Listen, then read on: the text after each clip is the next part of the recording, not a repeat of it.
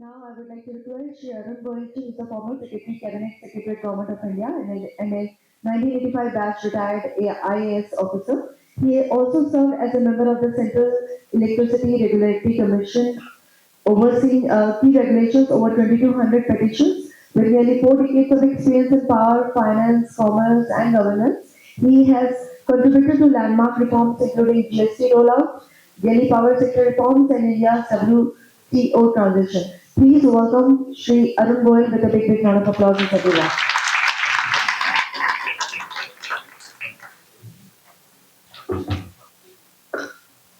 Namaskar. Good afternoon to everybody.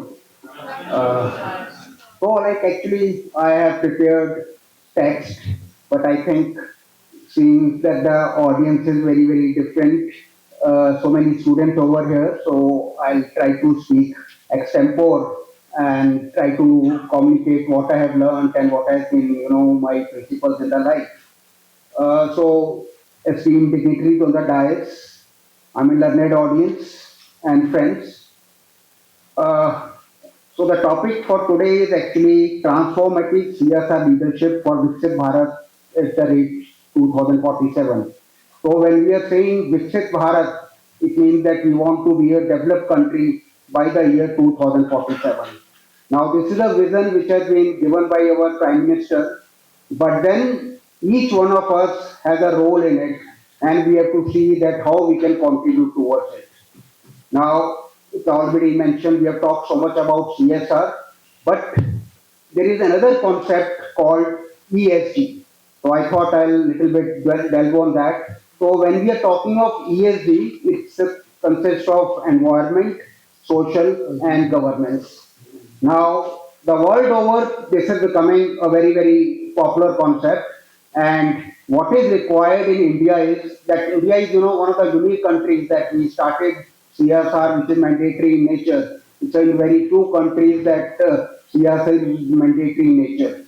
But then going forward, we have to try to align this CSR with ESG. Now, ESG has three components. One is environment, then social, then governance. Now, even at present, a lot of CSR activities are being done, which are maybe connected in some way. But then at present, I mean, it is more like, sort of philanthropy, project oriented, but not being done with the vision or not being done with corporate responsibility. Now, what is required is that we align this, our CSR with the ESG. Now, environment is an area where I have been working, like I was member of the Central Electricity Regulatory Commission after I limited office as a Secretary to Government of India. Now, in the environment area, you all must have heard about climate change. So the climate change, why it is happening? It is happening mainly because of the burning of the fossil fuels. So after the industrialization for 200 years, we've been burning various type of fossil fuels, whether it is running our vehicles, whether it is producing power. Now this, when you're burning fossil fuels, they emit carbon dioxide and also other greenhouse gases. And this is leading to increase in the global temperature. And you must have heard about global warming. So at an international level, it is being what is being said is that we should not let this temperature increase beyond 2 degrees, what it was there before the pre-industrial level. And it was then further when the deliberations went, it was seen that even increase of 1.5 degrees above that level, it can lead to adverse climate change. And we are already seeing the impact of this climate change, kind of flash flood we get, even like the kind of rain we have had over here, and so many other things are happening which are becoming totally unpredictable. Now the global mandate is that we will try to keep our temperature below 1.5 degrees. So that is why number of steps are being taken in the environment area, and one of it is with regard to focus that we are having on the renewable energy. So there is a lot of focus with regard to solar energy, wind energy, and almost 50% of our installed capacity now is there in the renewable energy, which is solar and wind. Now, so that is one part of it. And now the other thing that is happening is that we also want that wherever it is possible, we try to use electricity, and we should use that electricity which is produced through the renewable sources. So why we are trying to focus on renewable energy? Because when we are producing energy through the renewable sources, then it is not emitting carbon dioxide. So solar, we are just emitting the sunlight which is producing the electricity. Similarly, when we are talking of the wind, it is the wind which is producing the electricity. So no fossil fuels are being burned. So that is why the next thing that is happening is that we are going for electrification of the vehicles. So at present, our vehicles are using petrol, diesel. Again, they emit carbon dioxide, which is a greenhouse gas and which leads to rise in the global temperature. So that is why the next that move is taking place is that we should try to electrify our vehicles. So similarly, other things are happening, and on the supply side also, we are taking number of steps that we should try to, use as less electricity as possible. There are many small things like, when we were young people, like in the house, there used to be one AC. अगर जिनके घर में होता था वो AC जो कुछ घंटे के लिए रात को चलता था बंद कर देते हैं. But now the lifestyle has changed. I mean, you have AC in every house. You have AC in the cars also. I mean, you run them not only for a few hours, but throughout the day. Children don't listen to you. The doors are kept ajar. So this is leading to a lot of consumption. So just one interesting thing that is happening is that earlier in the electricity, the peak load used to come during the daytime, say between 2 p.m. to 5 p.m. But with the changing habits, particularly of the younger generation, now this peak load is coming during the night time, during the 8 to 11 p.m. And during this time, the solar energy is not available to us. So almost out of 1/4 of the installed capacity is solar capacity in India. Now at that time, solar energy is not available to you. So it is becoming a major challenge that how do we meet the power requirements during that time. So just I thought we gave you this as a backdrop. So what we have to do is that we have to see that when the corporates they are trying to implement CSR, they try to keep this environment factor very much into consideration. So it could be like installing solar panels. Suppose they are constructing a school building, so they should also construct have a solar panels on the rooftop. Similarly, if you are constructing a primary health center, it can also have solar panels so that you are also contributing towards the renewable energy. So on the social part, I mean, this focuses on bringing the gender equality. Madam talked so well about about the gender equality, which is very important issue because that's a part of our ESG. So social part is also very important. Then education, health for all, they are also becoming part of it. Then, with regard to governance part, so we want all our businesses, that's the G part of the ESG, all our basically corporate, they should work in a transparent manner. So Swamiji and Madam also said that in case your organizations are working honestly, they're working in a transparent manner, then fund is not a constraint. So transparency also becomes very important. Now, why this ESG is important is that now once you want to become a global power, because that is lot of it is dependent upon exports. Now, most of the importers they would look for whether your company is following the ESG principles or not. And so this alignment between CSR and ESG becomes very important.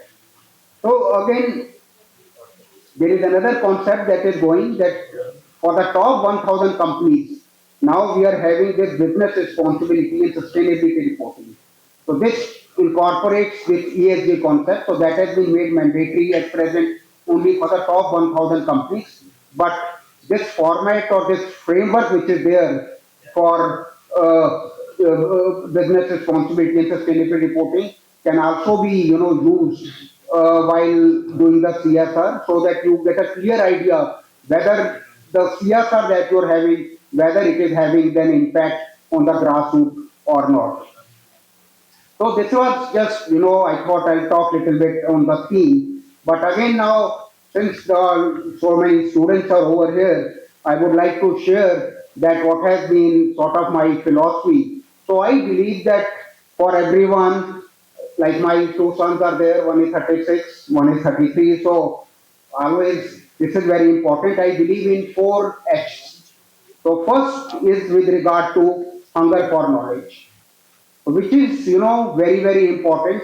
The technological landscape is changing very fast, particularly like in the IT. It is being said that technology changes every 3 years. Now with the advent of AI, things are changing every year. So you have to keep yourself abreast, you have to keep yourself relevant. If you do not have that hunger for knowledge, you get outdated very fast.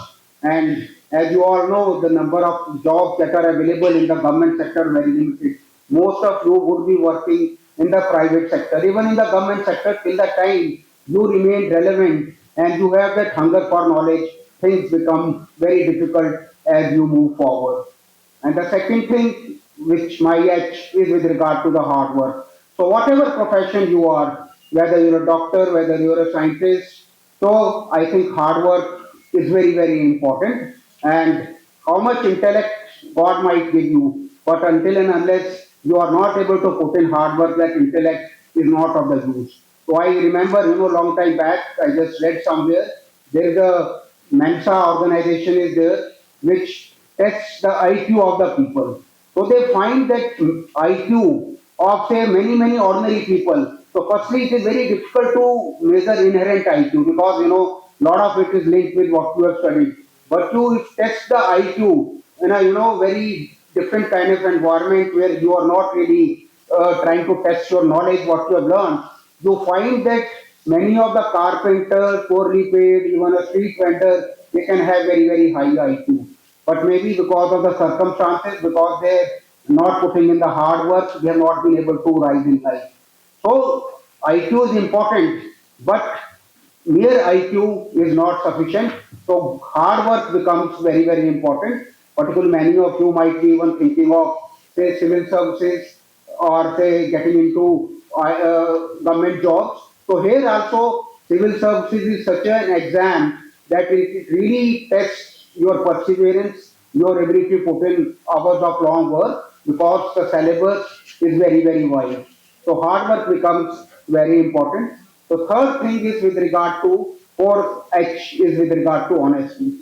Now again, it has been talked about little bit, concerned with transparency. Now a lot of youngsters come to us for advice. They say that there is so much competition, but in case you make honesty as your life principle, integrity as your life principle, you will find that the competition is very less. So, because there are very few people who are able to follow this principle of honesty, and even it was mentioned that in case your organization are working in a transparent manner, funds is not a constraint because ultimately this is the true test that whether you are working in an honest manner. So the fourth thing H is with regard to humility, humbleness. So this is how you treat people who are not resourceful, how you treat your domestic servants, how you treat people who are well endowed, how you treat animals, how you treat your people. So this humbleness and humility is also very important in life, and it also gives you internal satisfaction. And the fifth H, which for younger people it's not very important, but as you grow old, you will realize that health becomes very important. This is the fifth H because, like you say, the health is everything. Health है तो कुछ भी हो सकता है, but I mean you only realize the importance of health when you fall sick, or like if you are elder, your parents are not well, you find that health is very important.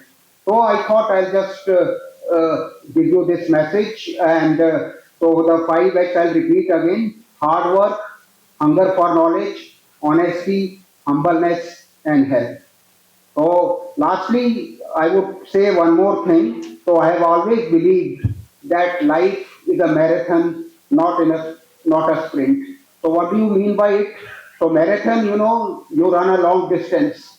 So, over there, it's not that whether you are coming first or you are having a podium finish. What is more important and more satisfying is you are able to complete the marathon. So even many people, just they participate in marathon so that just, even if you have to complete while walking, they'll complete it. So it gives you internal satisfaction. So in life also it is similar, that it is, you are running, so you have to see that you get internal satisfaction. So it's not that you have to succeed, you have to always compete, you have to come first.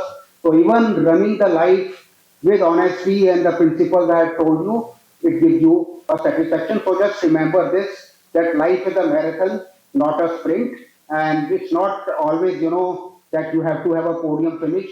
Even if you are running your life smoothly in a satisfying manner, you will be happy with that. Thank you very much.